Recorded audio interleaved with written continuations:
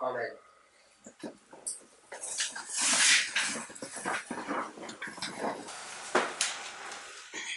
We've seen that the focus of prophecy is the latter days. We went to a number of Bible passages to demonstrate that. Daniel 2, Daniel 10. I don't think we focused on the passages that are in the New Testament. There are New Testament passages that speak to the same issue. We then ended up going to Daniel chapter 8 and Daniel chapter 9. We saw that in Daniel 8, particularly, we can observe that Daniel is represented as a foolish virgin. Did you see that? Why did we say that?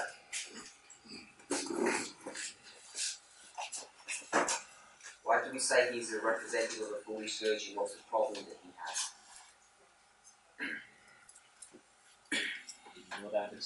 He doesn't understand. What does he not understand?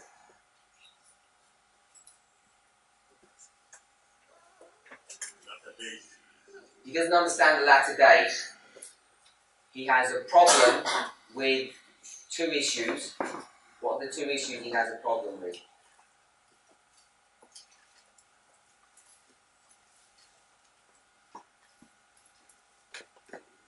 Time. It's one. The other one is what? Geography. He doesn't understand what sanctuary is being referred to, and he is confused about timing. Those two issues become related one to another. You can't really separate them. If you begin to become confused with one, it's very difficult to hold to the other. So the problem is his understanding of when they will return back to Jerusalem and what conversation that he's listening to that says the restoration of the sanctuary won't be for a very long time. Do you have any questions on that? The vision begins in verse 3, it ends in verse 12. You saw that?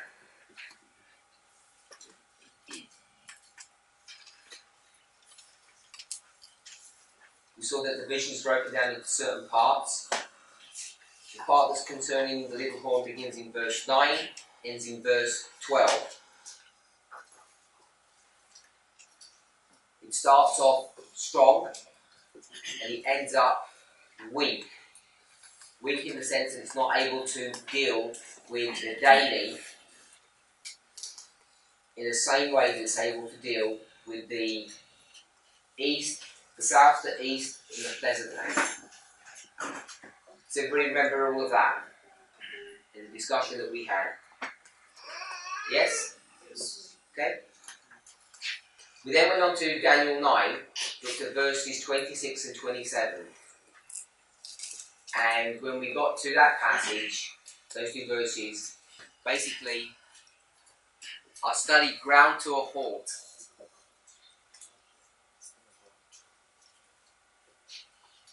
Okay?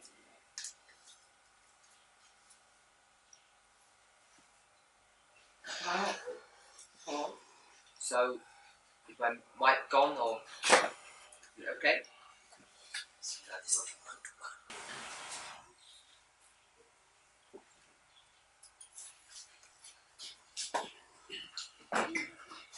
So when we got to verses 26 and 27, basically the study ground to a halt because it's clear that between us we don't understand what those verses are teaching.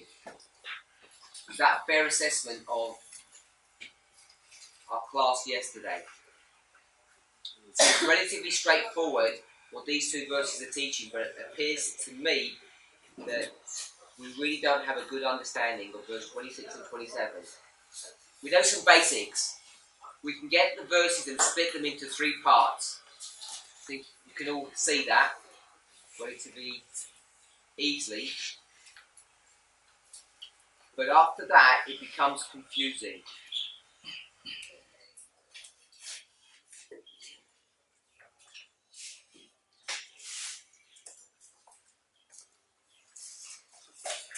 think people said actually 3 or 4 parts, so it's not clear how we actually break down that verse. So we went through the class and people had different opinions, and when you challenge them you actually begin to realise that perhaps our understanding of those things is not as clear as we might think. So if people have had an opportunity to look at those verses,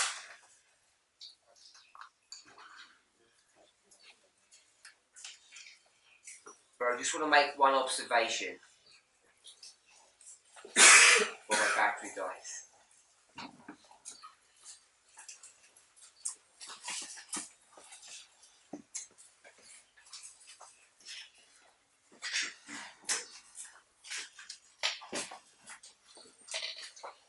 Fine.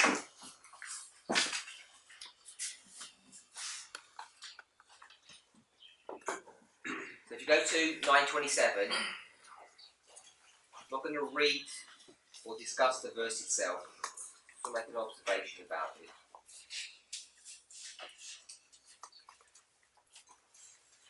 And for the overspreading of abominations, he shall make it desolate, even unto the consummation.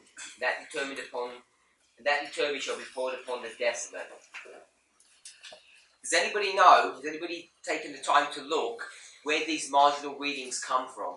Did we do that after yesterday's class? To ask that question.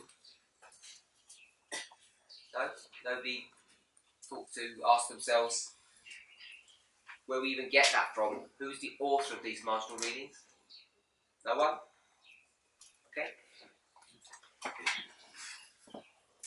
Perhaps someone might want to do that, because it seems to be important. I just want to read one point. Sometimes we've tended to take our authority or our position from a marginal reading because it suits what we want to teach, especially the last part of verse 27. It says, upon the desolate, and we want to change that upon the desolator. And when you go back to the original, it becomes difficult to ascertain why that is so, why it becomes, why it changes from an adjective to a noun. So we discussed that in our class yesterday. So let me just read this.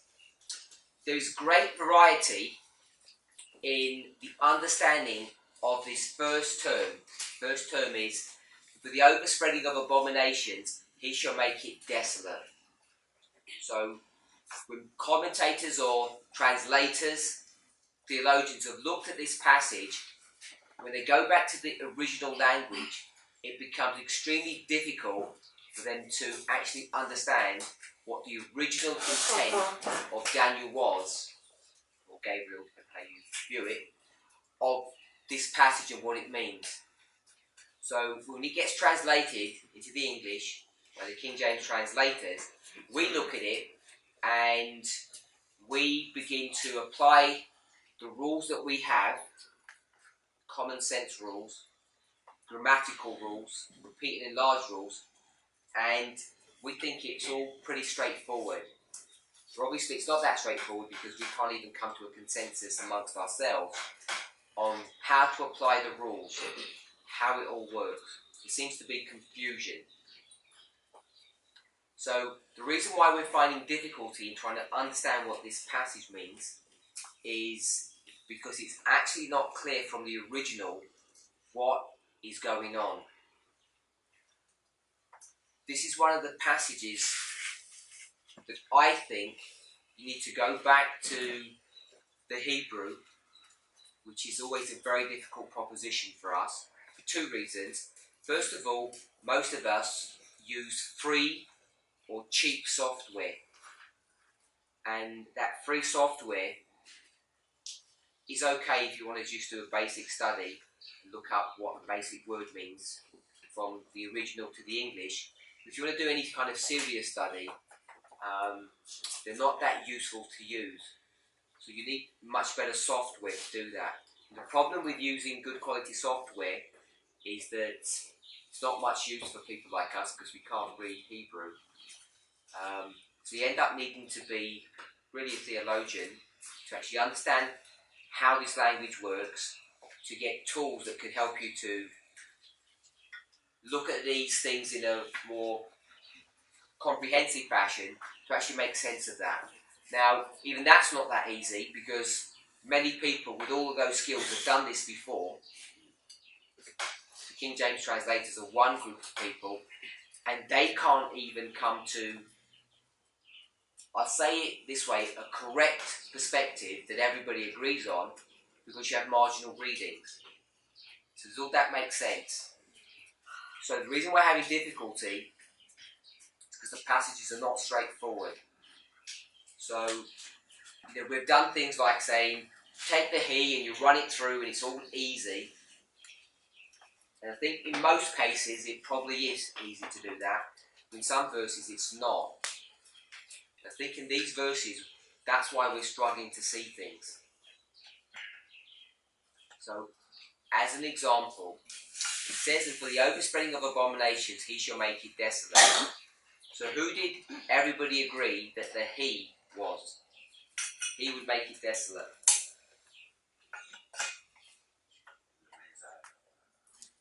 Sorry? Isaiah. Okay, so we'll just say God. We're okay with that?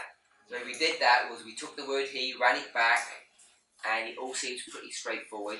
You can develop a logic that agrees with that. Everybody okay with that statement so far? Yeah. Was there consensus that the he was Christ or God? Anybody had a different view? Put your hand up. Had a different view? Even if you don't want to defend your different view, you just didn't agree with that. So we had everybody agree with that. Now, I'm not going to go through the study of 26 and 27. I want to give people some more time to review it. I'm hoping that you take the time to actually really study these two verses whilst we're here at school in your free time and try to come up with a good solution of what these verses mean. So I want to suggest that maybe the he is not the Messiah, it's not Christ, and we're actually reading the verse incorrectly.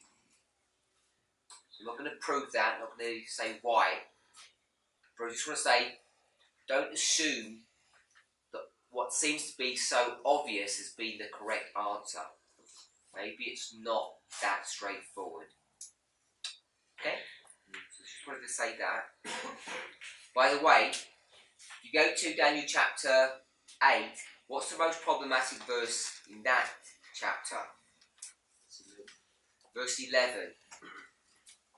And every time I've ever looked at verse 11, I've come to the conclusion that unless you can go back to the original language, it becomes really difficult to understand how to explain verse 11. I think the way it's written in the King James is extremely difficult, unhelpful, and perhaps in some ways leads you astray.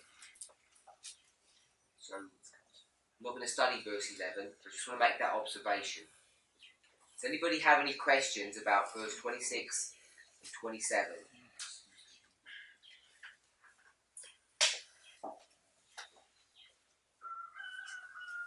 Then in chapter 9, verse 26, yesterday, Sister Emma made a comment that she was using the word print in verse 25, and that word print there is capitalized. Then when we come to 26, the word print is just in a small letter. So, yesterday, someone made a comment that in verse 26, Prince is lowercase, and in verse 25, Prince is uppercase. In verse 25, it says Messiah the Prince, which is Jesus.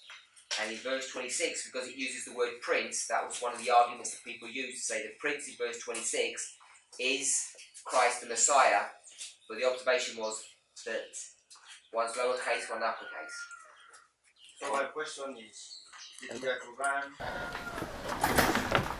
So the comment that you made was that in verse 26 it appears to be different than verse 25. And your question was? So my question is, how then can it be the same, the Messiah? If it is a Messiah in 25, then this must not be the same Messiah in 26. So that was her point. Yes. And that's the same. That's still a question mark to my mind. And then the next point you made? I thought you said if it's not the Messiah in 26, then it won't be in 27? Then the one in 27, no, in 26, that is the lower cases in 26. Yes. That means this is a different print. Okay, and then you said something about 27, I thought. We didn't. In 27 also we have the word, the pronoun he, but this is obvious because you can see that this is to confirm the covenant, which means it's referring to the prince in 25. Okay. And then in the next part of 27, he shall make it desolate.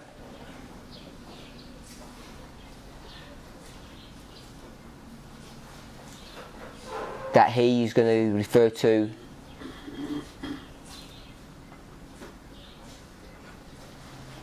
okay, I'm not asking to explain.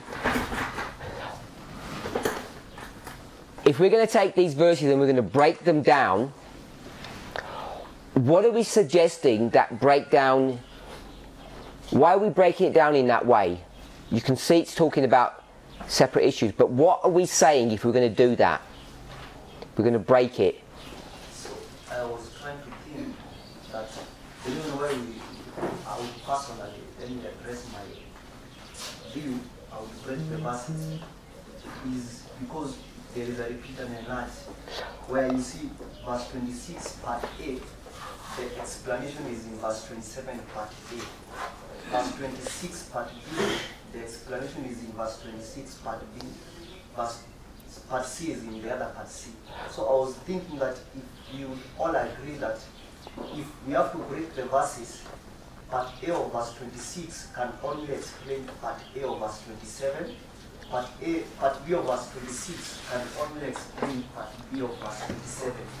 And if we come to that agreement, I was trying to view that if we go to the easier one, it is verse 27, part B, the he. If we all agree that the he there is wrong, which I think yesterday we agreed, then you cannot go to part A of verse 27 or verse 26 to prove text, because the answer of part B in verse 27 is wrong. So definitely part 26b, you would show that the people of the prince, I would try to think that in verse 27 part B, saying wrong, part B of verse 26 would be the people of the prince, and I would make the people the army, and I would say that the army is the people, and so the prince is their commander. So I would say that Rome is made by their king and their people. So just sticking to part B and B, not going to prove text, who is the he, the pronoun, all that. So, in a movie, if you were to watch one, you know, because it's visual, there's a lot of information that's not verbalized because you understand the context by looking.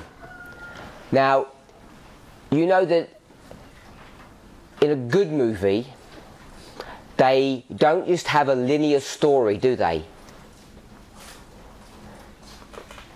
Because it would get boring. So what you tend to do is look at a story from different perspectives. You see the story from the hero and the story from the villain, and they keep on cutting and pasting from one perspective to the other. Yeah? We all know how movies work. So if we were to write that, we'd say, he saved this person.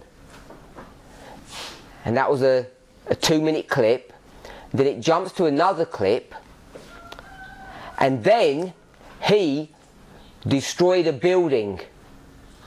And what's just happened in the movie? What have we switched to? We've switched to another story. But it was he did this and he did that. And when you watch it, you know that the two people are different because one was the hero and one was the villain. We've already agreed that these verses need to be broken down. We all acknowledge that. So if you do that, when you have he in 27 part B, and it says, for the overspreading of a abomination, he shall make it desolate, are we so sure that we can take that he and say it must be the same he in 27, and you trace it back, and you get back to 25 to say that that's the Messiah, because we're tracing these pronouns through? Can we do that if we acknowledge that we're actually breaking the verse down? Can we see the point that we're trying to make? Now, if we went to Daniel 11, verse 36, I said this is a critical verse in our movement today. And we drop back down to verse 40, and it says, and at the time of the end shall the king of the south push at him. We want to know who the him is. So we say, we find out who the him is because we start going back through the verses. And then we get to verse 36 and we say, the him is... Who's the him? Can't say the papacy. Who's the him? Sorry? 36. 30. Who's the him? The king. That's what the verses teach, the king.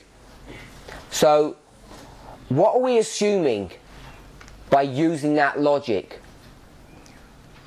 Based upon this analogy of a movie. What are we assuming? One person. That the story has not changed, it's consistent. The story has not changed, it's remained consistent. It's the same story from verse 36 to verse 40. Can we see that? Yes. Yeah? Perhaps we never verbalize it, but you have to assume that. If somewhere in that story, verse 37, it switches, all of that logic breaks down. So, if we're wrong in our assumption that 36 to, we'll say 36 to 39, is a consistent story about one person, if we're wrong in that, then all of this logic about verse 40 is destroyed. We have to reevaluate what we're doing. We have to find the he, so the him in 40 somewhere else, or it might be verse 38, but you can't go back to verse 36. It becomes a much more problematic issue. Can everybody understand that? Yeah? Even the people who are new, we're watching a movie, and it began in verse 36, and then the introduction of the movie, it said the name of the person, the king. And then it had all this story about the king all the way through till you get to verse 40. And in verse 40 it said, this new person came and killed the king. But it didn't say the king, because it doesn't say the king in the movie, you just watch the action happening. And if someone said, what happened at the end, we'd say, the villain killed him. And do we all know who the him is? Yes, because we all know that the movie was about this king all the way through. Everybody okay with that? It's a big assumption, so you need to make sure that that is what is happening in these verses. So, I'm not trying to agitate people's position on that. I believe it's a consistent story. 36 to 39, then into 40, I think he's talking about the same person. That's my understanding of that verse. And that's how I will teach that. Coming back to chapter 9. It's not about me, but we've all agreed that we're going to break these verses down into segments. So when you break the verses down, and people have said, we know that the first part of verse 26 is not the same as the last part of verse 26, a completely different story. We agree there's some connection. The same in verse 27. The beginning is not the same story. It's not the same clip as the last part. It is the same story. The story is about God's people. And the way this is going to be filmed or discussed, it says, let's do this clip about verse 27, about the Messiah, what happened in that week, and then it switches clips to something else. It's all the same story about God's people. Are we all okay with that? So what is happening here, when they say he did this or that happened, they're choosing not to give the name of the person who's doing that activity. Just like you wouldn't in a movie. Yeah? In the movie, it would expect you to see what's happening. Your visual ability would help you to discern who is who. Do you agree with that? So, we need to use those same common sense principles and ideas here. We need to have a certain vision, a certain perspective to understand who we're talking about in each of those segments. If that's the case, you can't simply say, oh, the he in 25 must be the he in 27 because it's he all the way through. Same rule that we're using in Daniel 11. And some of us are using those rules. Do we see that? Yeah? So yesterday,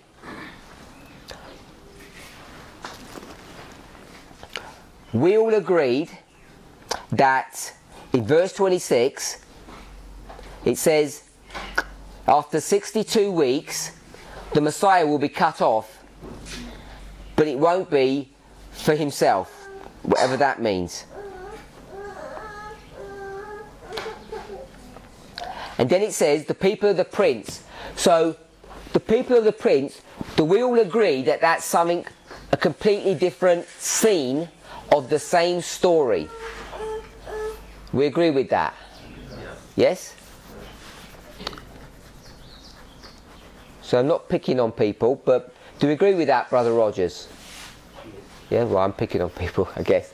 So, what we did when we watched this movie is the first one was talking about the Messiah, then there's this new clip. So we want to understand when we watch this clip, we should all know when we saw the clip who that prince was, yeah? You'd see it by the way he dressed, his facial features. But what we're doing is, we're not doing that way, we've broken all of that visual rule and we're saying, it looks like this person, behaves like this person, but we know what, we'll call it someone else. Because we proof text the word prince and prince. So, separate to the idea of uppercase and lowercase, maybe that is correct or maybe it isn't. Separate to that, if it's dealing with a completely different scene, same story, how can we go back and say the Messiah is now this, I'm going to call it this new person? How do we know it's the same person if it's a completely different clip? Why are we so sure that it is? Does that make sense? Brother Rogers, does that make sense to you? Yeah? So, who does that not make sense to? Sister Snyder, why does that not make sense? Okay. You don't understand what I've said? It doesn't make sense. What makes you say? Because I'm not sure what you mean. So I'm saying verse 25 all of this is a story about God's people and how the sanctuary is going to be cleansed. Isn't that what this story is about? Yeah? Not just about the sanctuary being cleansed. What else is the story about? Daniel chapter 8. What else is the story about? Rise and fall of the kingdom. The host. Verse 13. How long is the vision concerning the trampling down of the host and the sanctuary? It's two issues. That's the context or the theme of our story. Yes? Perhaps that's not even correct. Perhaps we could just say it's the story of the rise and fall of kingdoms. Or it's a story of God's people. Which one is it? What is the theme of this story? If we were going to write a book or a movie, what would the title be? Would it be the rise and fall of kingdoms, or would it be the story about God's people? If it's a story of God's people, then the rise and fall of kingdoms is just part of that story, some clips in that story. Or if it's a story about the rise and fall of kingdoms, then the issue about God's people would just be some portion of that story. What do we think the whole theme is about?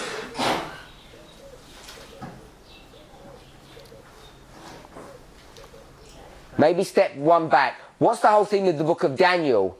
The whole theme of the book of the Bible? The great controversy. What is the theme of all of that? Sorry?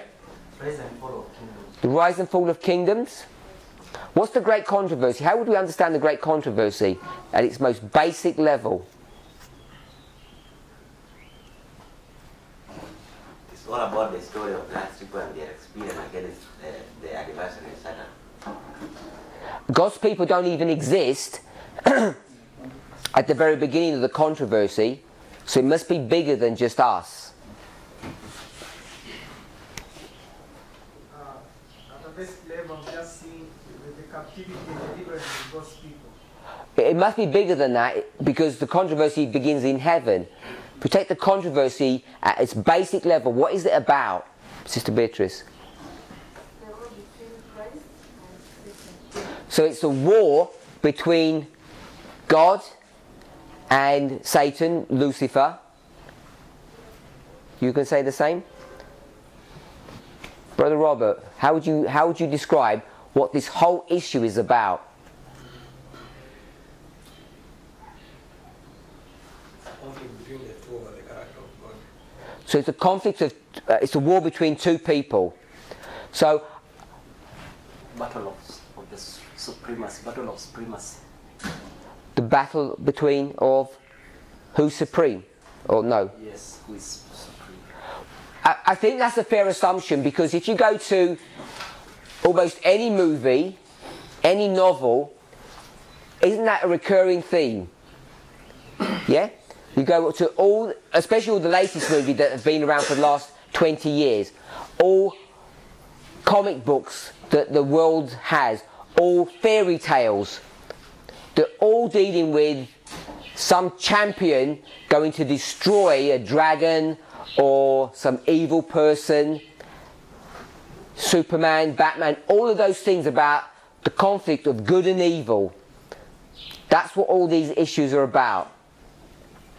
So, if that's the case, is Daniel 8 about the rise and fall of kingdoms? Who are those kingdoms that are rising and falling?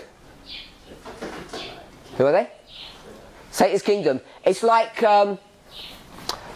you have the good person, the hero, and someone tries, the villain tries to attack him and kill him, and what does the superhero do? Kills him, destroys the villain. Does the story end? No. What happens? Someone shout out, what happens? Another villain comes. Babylon tried to do it, didn't work. Another villain comes and another one. It's just a recurring theme of villains coming to try to destroy or attack the hero. So it seems the rise and fall of nations, but it's not. The rise and fall of nations is all about this isn't it. None of them are good. The whole purpose of them is to come and destroy God's people, or to win the controversy, or to destroy God. So if that's the theme, in Daniel chapter 8, what's the theme of the vision? Where would we find the theme?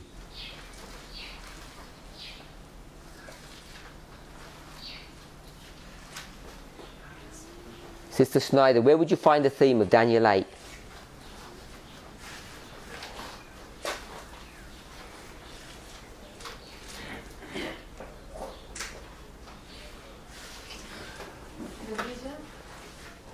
Give me the verse, or the verses.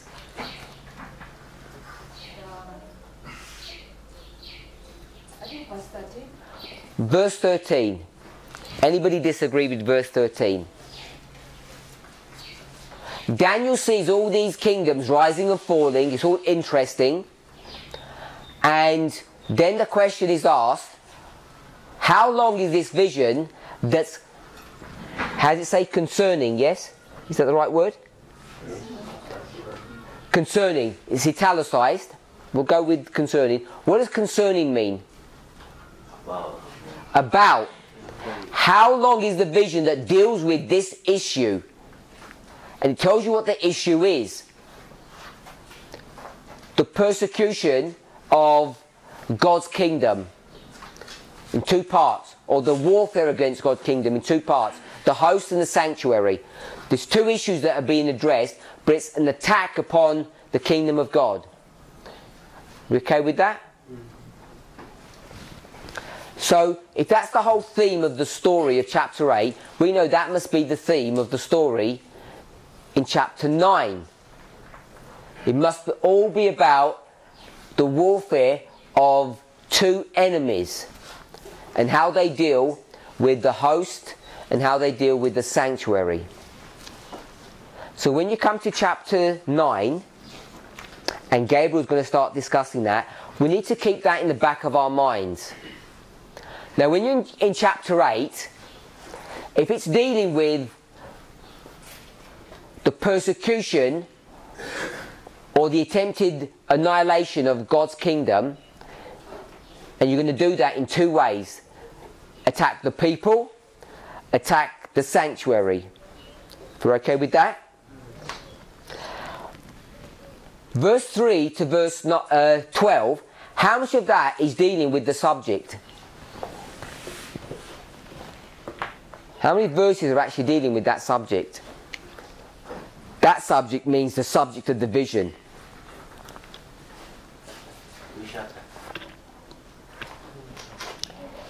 You tell me. Verse 3 to verse 12, what chapter? Chapter 8. Chapter 8. So in chapter 8, which of those verses are dealing with the actual theme or the subject of the vision? Sister Elizabeth? Yes? My question. Got to try and pay attention to my questions. So the question is, what is the theme of the vision of chapter 8? What is the theme?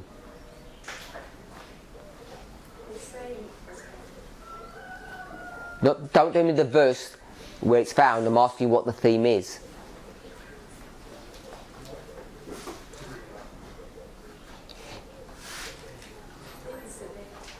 Sorry? The daily. So the theme is paganism. That's the theme of this whole vision. And you said it's found in verse 13. So in verse 13, the question is asked, how long is the vision that deals with the daily? Is that how you see it?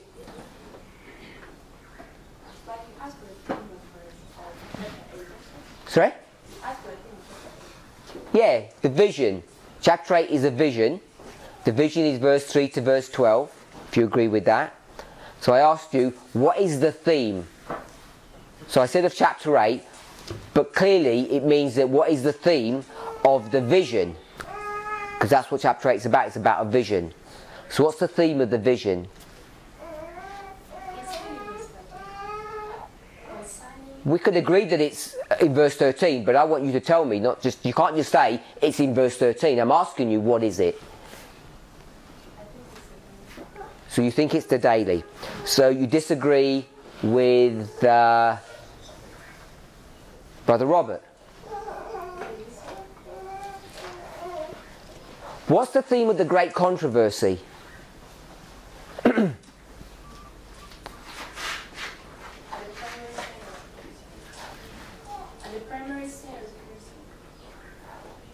someone repeat? I can't hear you, I'm sorry. At the primary sense? Primary.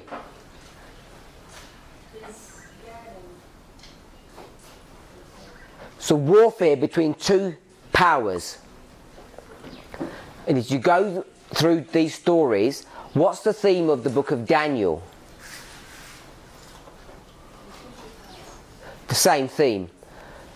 In chapter 8 you see it differently. You see the theme is just about the daily. Yeah? So you picked it up from verse 13. Okay, so I'm asking, what is the theme of the vision? We see two powers behind it, but what is being portrayed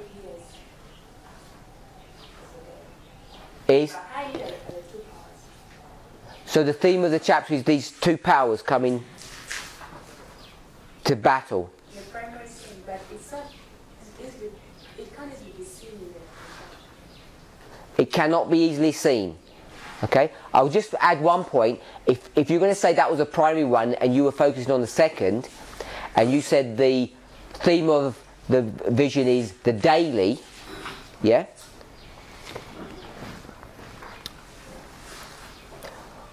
If you go to verse 13,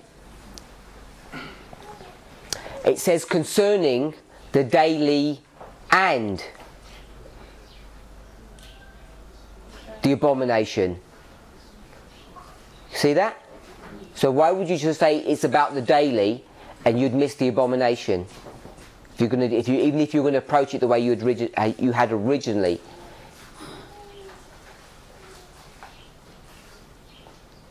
I had categorized them into one. Okay, but it doesn't do that in the verse.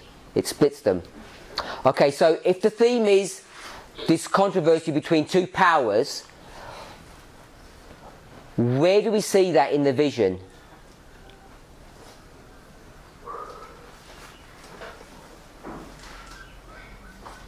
Can I see verse 10? Verse 10? Someone said something over there? Who spoke? Oh, which verse? Verse 10? 8. Verse 8? 10 to 11. Verse 10 and 11? Verse 10 and 11. So, 10 and 11, yeah? So if we go to verse 8, therefore the he-goat waxed very great. You said 8, yes? Sorry? Okay. It's... I know it's not. I heard that. Verse 10. So we've got enough people who are saying verse 10. So verse 10 speaks about a warfare between the little horn and the host of heaven. Sorry? I think it is starting 9. Verse 9, you see him fighting against God's kingdom in verse 9? Yeah, because there's a pleasant land there. Sorry? There's a pleasant land there. Okay, so you see the pleasant land as God's kingdom. Verse 11, people said verse 11, yeah, he magnified himself even to the prince of the host. So, people have got verse 10 and verse 11. Everybody agree with that? And perhaps verse 9 because it says the glorious land. So, What about verse 3 to verse 8? I think if you count the numbers, there's more verses that deal with some other subject than dealing with this subject. In fact, if it's, we'll go with 9, 10 and 11. Sorry? 12? Where'd you see in 12? And it cast the truth to the ground. 12. So 9, 10, 11 and 12. Yeah? That's 1, 2, 3, 4, 5, 6. So you've got 6 verses as opposed to 4. So the first 6 verses, is that 46 reversed? So the first 6 verses aren't even talking about the theme of the subject. What's the purpose of those verses then? What's the purpose of those verses where they've got nothing to do with the subject? There's nothing to do with God's people in any of that, is there? The rise and fall of nations.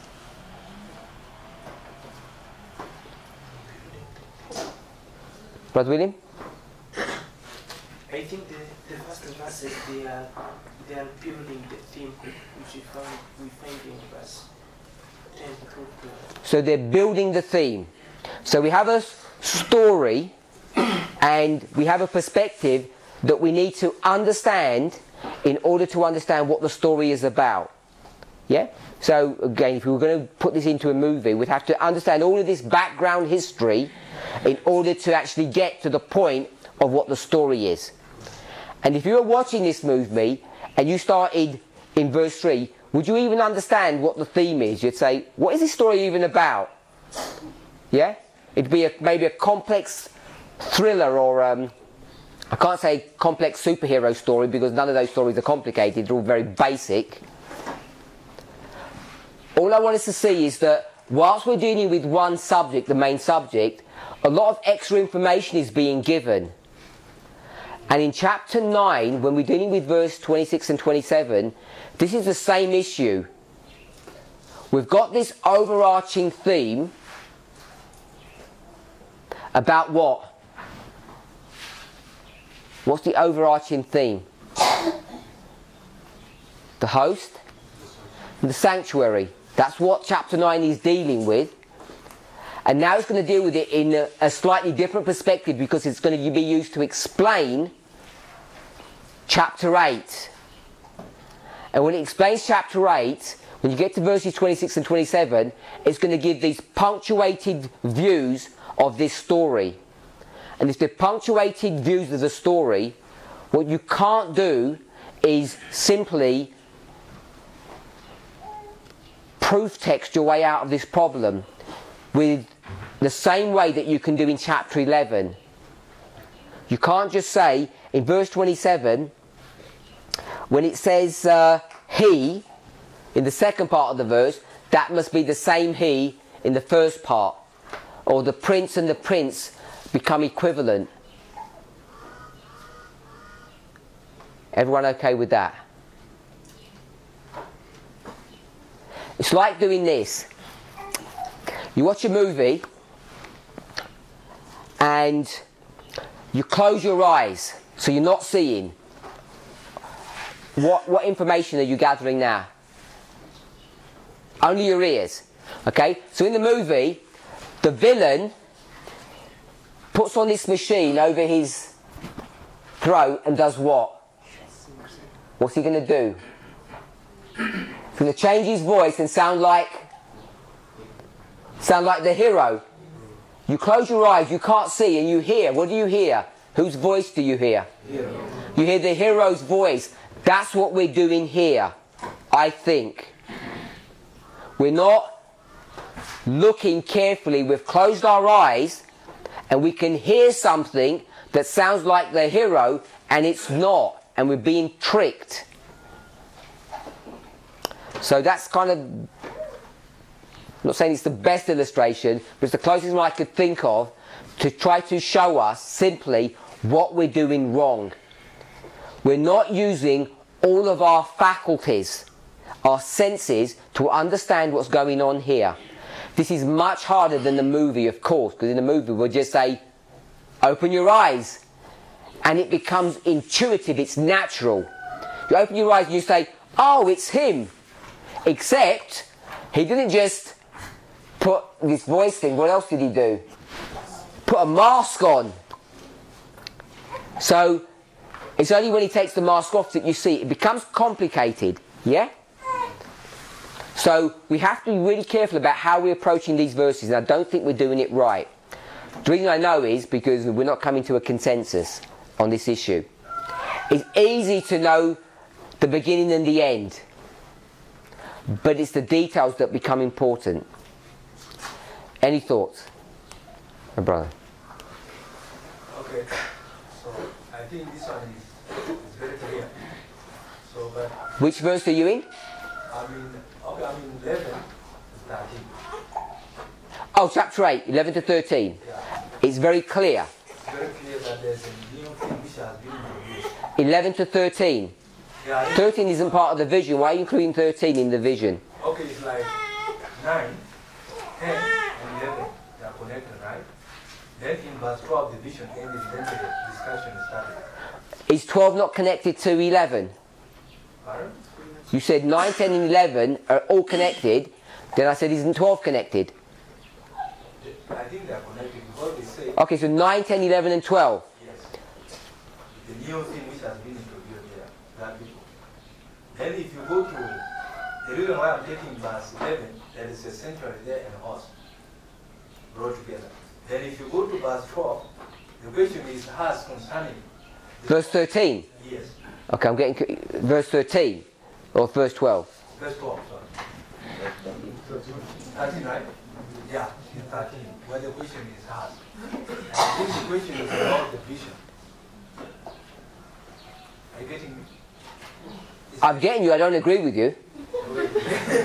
I'm not even saying anything. I'll tell you why I'm not agreeing with you.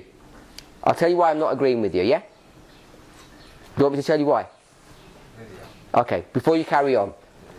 It's not something you just said now. It's something you said before. This is something you said before. Now, if you've listened to classes that I've done,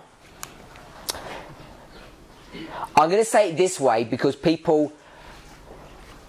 this is what people say that I do. I don't think it's true. So I'm going to tell you how opponents view what I say. They say I have rejected proof texting. They say I don't like proof texting. Okay? And the first one statement is wrong. I haven't rejected it, but I don't like proof texting. They're correct on that. I think proof texting is something that's very basic and childish, and we've turned it into some super thing. I think it's very basic, it's not useful, it's not very helpful. In fact, a lot of the time it's harmful. And if we didn't proof text, or if we proof text at the very end, we might be a lot better off. Problem is, people say, well, you're not consistent because I proof text quite a lot. I proof text because there's no alternative. I don't think proof texting is a very good way to approach subjects, the way we do it. So, this issue came up yesterday, and you've brought it up again today.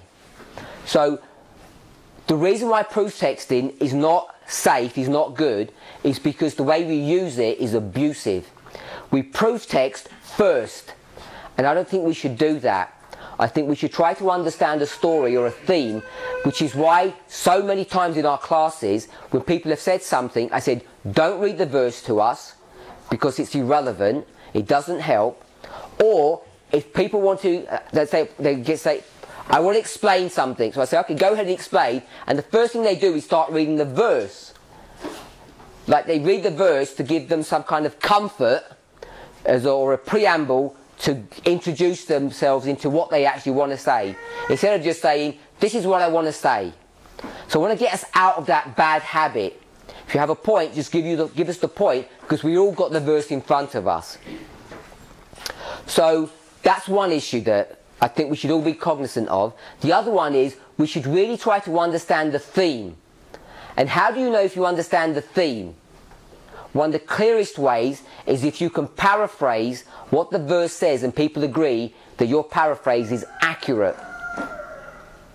It's not the only way, but it's one of the really simple ways to know if a person knows what they're talking about, is to just paraphrase. And then beyond paraphrasing, you want to actually understand the background or the theme of what's going on. The theme of the vision isn't the rise and fall of nations. That is part of that story. It's necessary to understand it, but it's not the main theme. And it's easy to become confused on that issue. So, we've spoken about the theme of Daniel chapter 8, the overarching theme. Then my sister said the secondary theme. Yeah, she said the secondary theme. So she said the secondary theme was the daily. If you remember that. Then I said, okay, if that's the case, I disagree, because it doesn't say the vision that's concerning the daily. It says the vision concerning the daily and the abomination that maketh desolate. So she said, well, they're one and the same thing. I just put them together. I said, okay. Now, when you start doing it that way and start saying the vision is about the daily and the abomination that maketh desolate, what is that theme? If you did that at a basic level, the daily and the abomination that maketh desolate, what is that theme? I think it still remains the rise and fall of nations. So that is the rise and fall of nations. I'm not sure if you agree with that. It's the rise and fall of nations. Do you agree with that, my brother? Yes? Okay, so we've got verse 3. I saw a ram standing by a river. Yes? Which river is this? Which river? No, which river? Euphrates. I'm asking him, which river? Euphrates. Where on the river is he standing? Where on the river is he standing? Don't say by the banks. Where?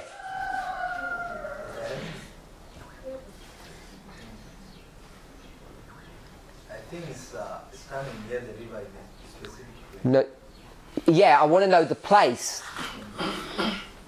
We should just revision, if we remember. No? Someone help him? Babylon. Babylon. We're at Babylon. You okay with that? We didn't complain yesterday. We were building on our classes. Yesterday we went through all of this. Remember? We drew a river that's hundreds of miles long. Daniel is taken to that spot. What spot is he taken to? We don't know. But he's taken to a spot which is the same place that the ram is there. So the ram is there already, and he's taken to that place where the ram is already standing. You agree with that? Why is the ram standing there and not elsewhere? If this is a river, the ram is a dot. The ram isn't this big, it's a specific place. What's the specific place that ram is standing at? City of Babylon. Do you agree with that? That makes sense. If you're doing that, what does verse 1 say? 8:1. Where are we? In which kingdom? We're in the kingdom of Babylon. So the vision has already taught you what? What has the vision already taught you when it starts? Sister Emma. That it can't be about the beginning of Babylon. But what do you already know? We know geography. Time. Time. What is the theme of our story? What do we already know? One of the nations have already fallen. Verse 1 isn't part of the vision, but verse 1 is Babylon, and what has just happened is the vision began.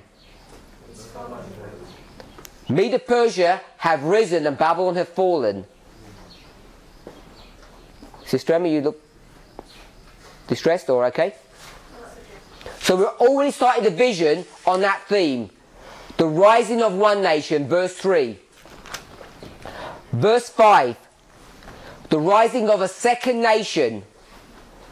We okay with that? It's not the second nation, it's what nation? This is the third nation. So if you read the vision, it starts with how many nations are in, how many kingdoms are in the vision? 3. Medo Persia, Greece, and the little horn. But it's 4 because you're already in the story of Babylon, even though it's not part of the vision. Are we okay with that? So it's the rise and fall of 4 kingdoms. So Medo Persia is number 2, verse 3. Verse 5 is the third kingdom. Are we okay with that? Where do you see the next kingdom?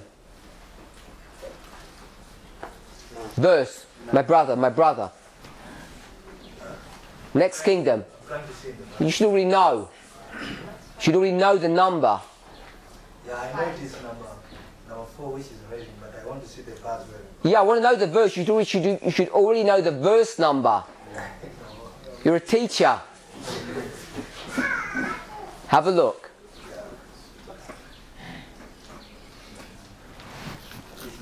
Verse 9. So let me ask you a question. When you went in verse 3, what is happening? Yes. Don't read the verse, we already just did it. Yeah, I'm not reading it. What are you looking at your phone for then? Looking at your phone, look at me if you're not reading. Okay, this is the reason. I want some detail. Don't look at the verse. Names. Okay, it's around. Names. Not symbology. Okay, the name of that round.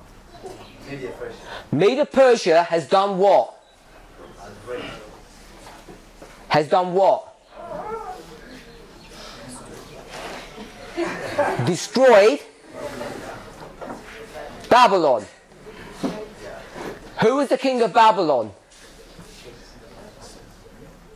The king is Not Nebuchadnezzar. Belshazzar. Who was Medo Persia?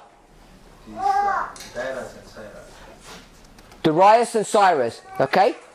Now, when you take Babylon, yeah? You take Babylon, I'm going to go to, you can write it down if you want to, don't get distracted. We're in Isaiah 45 verse 1.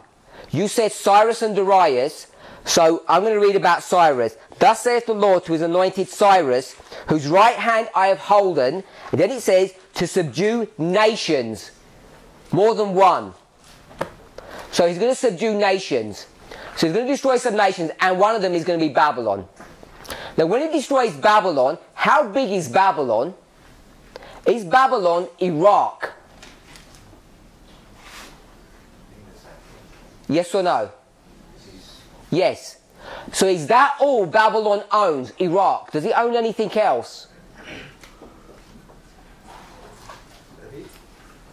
Does Babylon own anything besides Iraq?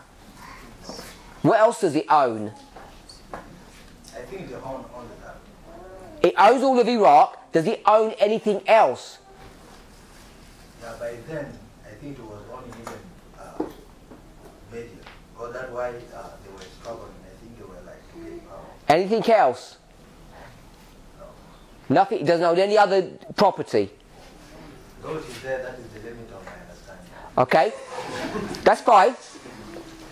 When Cyrus comes,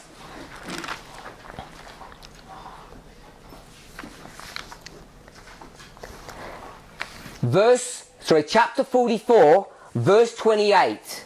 Isaiah 44, 28.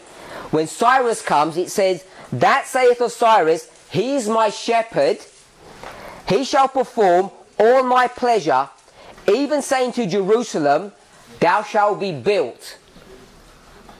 Yeah? So what's Cyrus going to do? Destroy and build what? Why does he want to build Israel? What's happened in Israel? By whom? So I'm going to ask my question again. How much territory, how big is Babylon? You said the extent of your knowledge was only Iraq and Medo-Persia. And it's not. What else does Babylon own? Let's not call it Israel. Let's call it glorious land. So in verse 3, do you see God's people or the destruction of God's people in verse 3? You don't. You just see the rise and fall of nations. So what is the glorious land in verse 3? It's there, isn't it? Why is it there? Because the race of this kingdom is the one which will do it. Because the glorious land is part of Babylon. It's owned by Babylon. This is Babylonian land. Agree with that? You go to verse 5. Now what's going to happen? Greece is going to do what? And it's going to stand where? And it's going to take what? Yeah, what specifically? The glorious land. It'll take the glorious land because the glorious land is owned by Medo-Persia. Agree with that? We know that's the case because when you come down to this history here, what's this history? How do we understand it?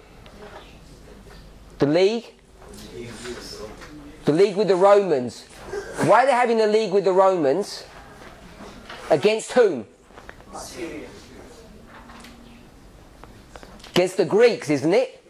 It's against the Greeks. Because the Greeks own the glorious land. So, it's the rise and fall of nations. That's what this is showing. Agree with that? So, in verse 9, what are we seeing in verse 9?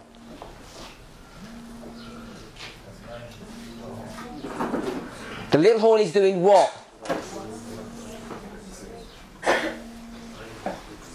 Louder. Raising means destroying. What's it destroying? Sorry? No. What's it destroying? Let him do it. What's it destroying? No.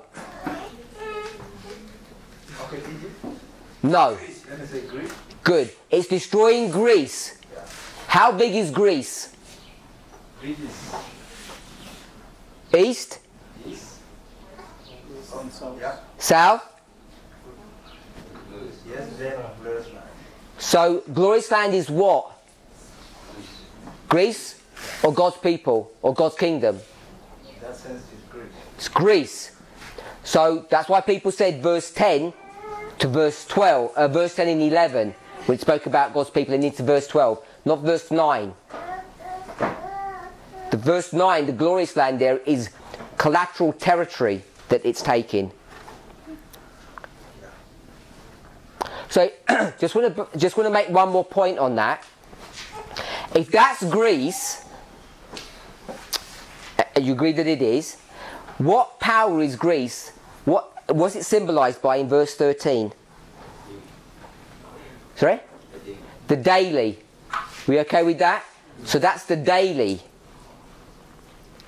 And in verse 12, what does he need help with? In verse 12, what does he need help with? Sorry? Repeat what I've said. So in verse 9, that is just the taking over of Greece. We're okay with that? And Greece is the daily. If we agree with that. So in verse 12, he needs help to do what? To destroy? To destroy the daily. He needs help to destroy the daily in verse 12. And what did he do in verse 9? He conquered the daily by himself. So how does that work? How can you conquer the daily yourself in verse 9 and you say, actually I need help to conquer the daily in verse 12? This is the danger of proof texting. Proof texting can cause you many problems, because if you did that, what are we saying verse 9 and verse 12 is? Complete, repeat and enlarge. Therefore he got that army when? In verse 9 at the very beginning. So you can't use proof text in that way. It's really dangerous without understanding things clearly. So, the daily in verse 12 is brought to view where? In verse 11 is brought to view where? We've got 12 and 11 because it says the word. Where else is it we just said it's brought to view? Verse 9. Now verse 12 is not division. You can find it in verse 9, you can find it in verse 11, you can find it in verse 12. Can we see that? And what is our natural assumption? Daily equals daily.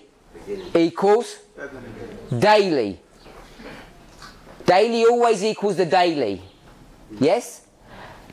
That cannot be true.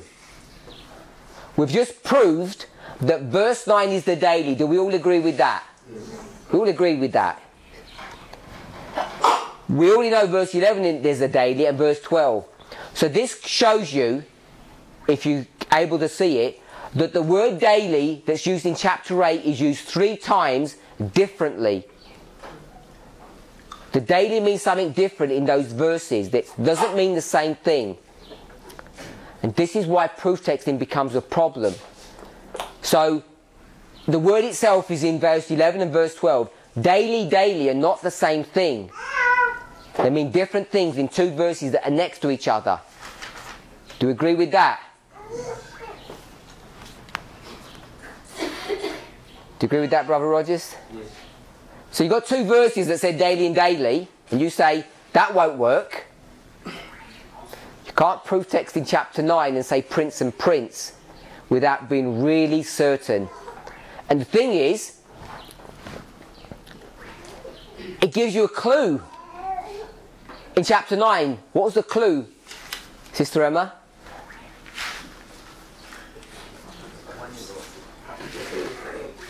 What was the clue, Sister Emma, you remember? No daily in chapter 9. What's the clue?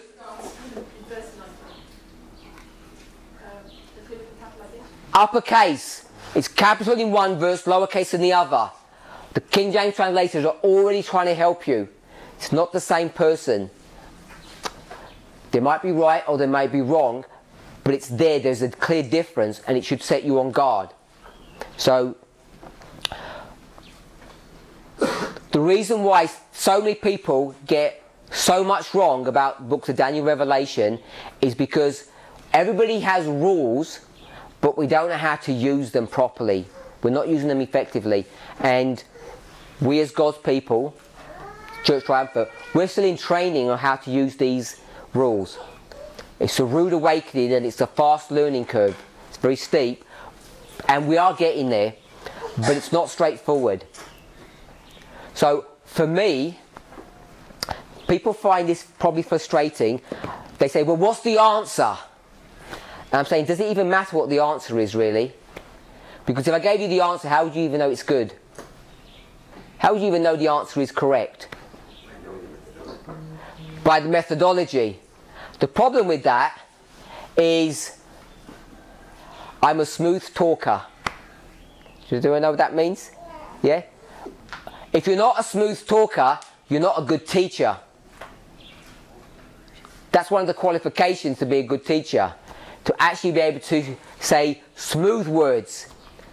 To explain things in a succinct, nice fashion.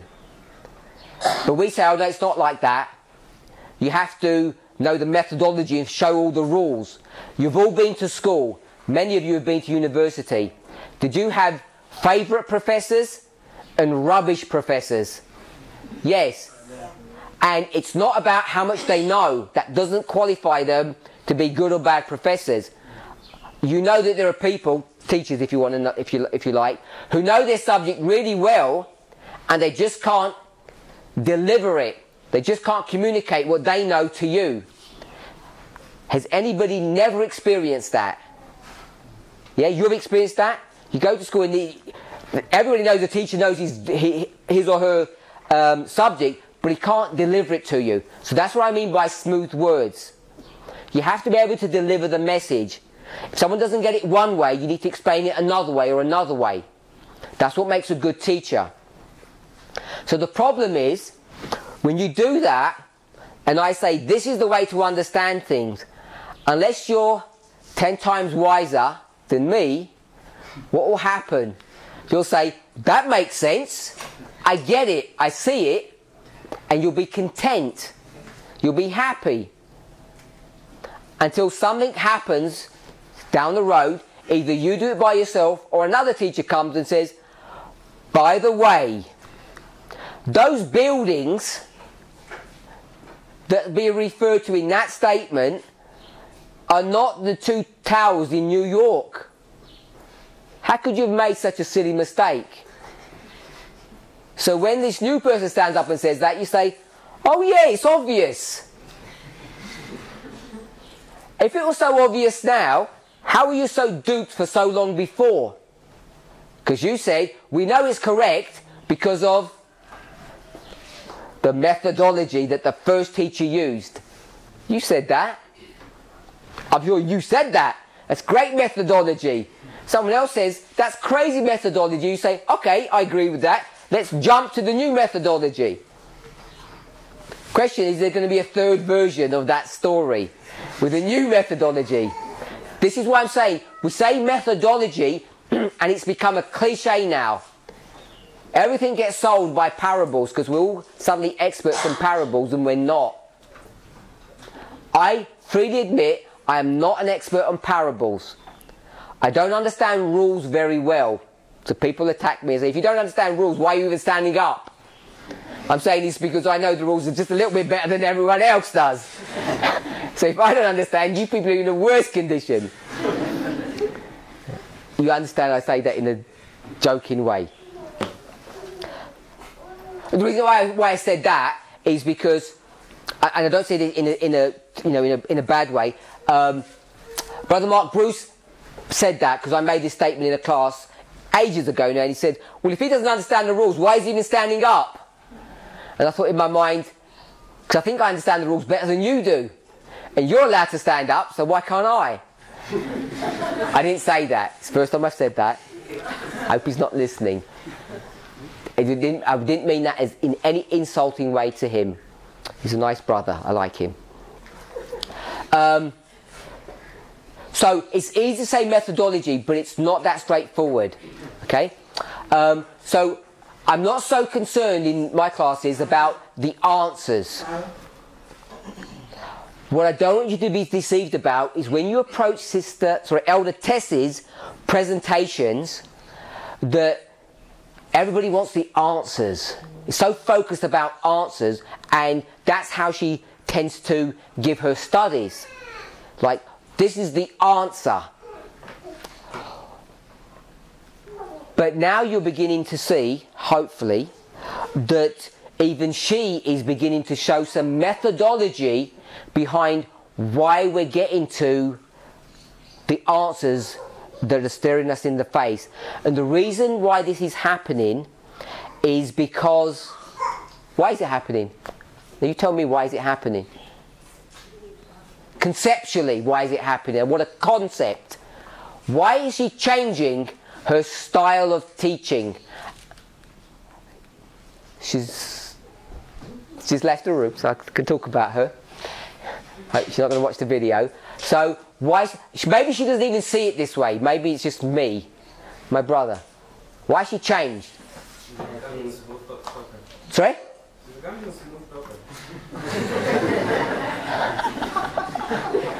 Elder Tess, that's a compliment. Please take it that way. She's not there, don't look like. That was for the camera when she watches this video. He said you're a good teacher. And someone else had a hand up.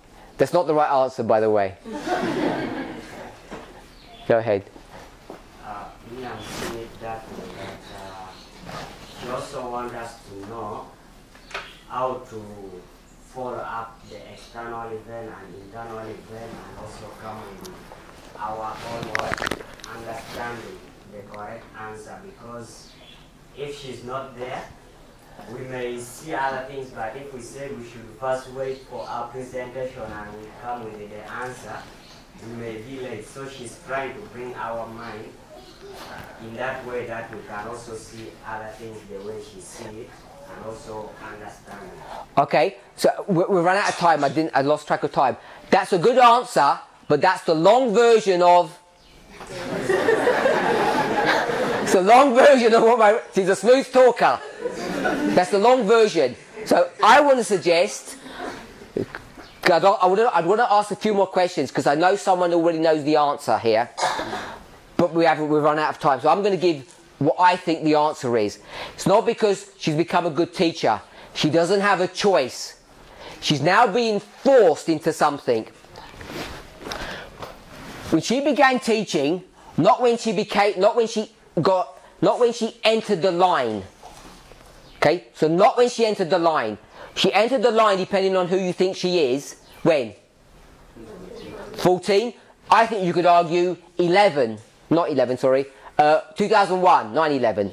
I think you could make an argument on that as well. But very early. But you don't see her. That's not what I mean. What I mean is when you see her, when she begins to teach. Okay? So when she begins to teach,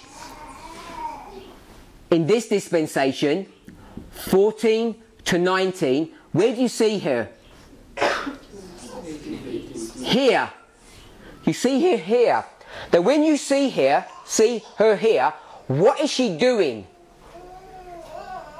Explaining things. What is she explaining? Not what she knows already. What has happened. So she's explained what's already happened. She said, this is what's happened. Easy. Now, I'm going to take this one and bring it here. Okay, so I've combined two lines. This is 19 to 21. Okay? Where is she now? She's here. What does she need to do?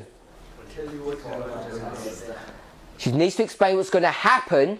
And if you're going to explain what's going to happen, what do you need to do? Now you need to have methodology. So this is why she's being forced. Not because it's not about her being a good or bad teacher. It's not smooth. She's being forced by the circumstances of the dispensation in which she's in, where she is in that dispensation, to use what I'm going to say is a different methodology now. I'm not saying she never used that methodology before, but the style has changed. It's much more about being focused on a method and trying to show that and trying to draw that in so she can show you what's about to happen. She cannot just state it as facts like she would in the past. There's been a shift, and the shift is because we're here in this new dispensation. When we're here, the dynamics are going to be different.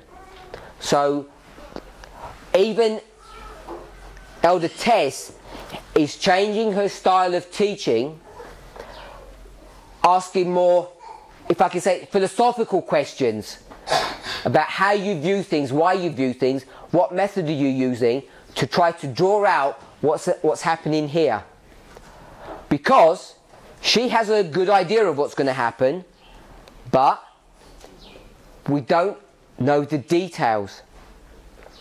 And not only is she doing that, what else is she doing? She's coming out of this dispensation, and she was talking about the world, if you remember. So she's jumping how many dispensations? 2. She's here. She's jumping from that one into this one. This is the Sunday law, verse 41, dispensation. She's jumped into here, and in order to jump so far into the future, you really need to be using methodology to do that. You can't just state things as facts. So you need to draw upon a lot of knowledge and information that we already have, which is where she's running her story. Another way to express that is we have 2 lines running concurrently, don't we? The 2 lines are what? You say yes, but we could argue we actually got 4 lines concurrently running. So if I said 2, to say yes, then that means you know what I'm talking about. It's the priests and the 144,000. Those lines are running concurrently. I'm not sure if we fully understand what that means. It means we are acting 2 parts at the same time. And right now, I'm acting as a priest, and right now I'm acting as 144,000. And even though it's the same time, my behavior, my thought processes are different. Yeah? It's like these theatrical performances when you get a single actor and they paint half their face in one way and half in the other. So they end up talking to each other like this. That's what we're doing in real time. We're pretending to be one person and pretending to be the other, and we jump forth, back and forth. And we have to be able to realize that's what we're doing in real time. That's what she means by that phenomena. 2 lines. Worse than that, we have taught that... Okay, now what we'll do is we'll carry on in our next class. I'm way over time. Just wanted to make that point that for my classes, I don't care what the answers are particularly. It's nice to get them, but it's about the journey or the methodology. That's what's more important, so that we can begin to all think the same way. And I'm saying Elder Tess's studies are heading in that same direction, and it's not because she's become a good teacher or because she's copying me. It's because she was here when she first came publicly to teach, and she was just making observations of what had happened. She goes back into 40 and says, look, that's what's happened, easy to see. And we say, we agree. But now she's here, and she's trying to bring us not only to the future here, but way into the future. And to do that, you really have to use different techniques, different methods. Let's pray.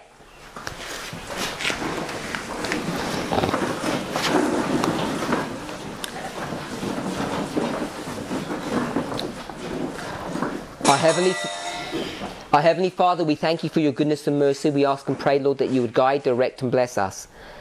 We thank you that you have been with us, even despite all the technical difficulties that we're experiencing. We know that we here at this school can enjoy your presence, that there's never a lack of communication between us because of some technical glitch, some problem. We ask that you would be with us, bless us and guide us in Jesus' name. Amen.